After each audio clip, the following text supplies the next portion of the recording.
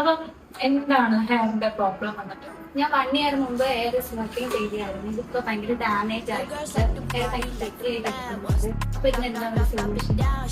പക്ഷെ നമ്മൾ ഈ ഹെയറിന്റെ സ്ട്രെങ്തനിങ്ങും ഇതിന്റെ ഒരു മോയ്സ്ചർ ഒക്കെ നമ്മൾ റിട്ടൈൻ ചെയ്യണം. അപ്പൊ അത് റിട്ടൈൻ ചെയ്യാൻ വേണ്ടിയിട്ട് ഫ്ലെക്സ് ട്രീറ്റ്മെന്റ് ആയിട്ട് ഏറ്റവും നല്ലത്.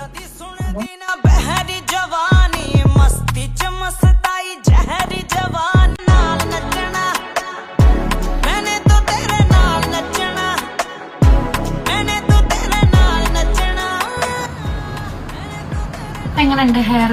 നല്ല സ്മൂത്ത് ആയിട്ടുണ്ട്. നല്ല എനിക്ക് ഇഷ്ടപ്പെട്ടു.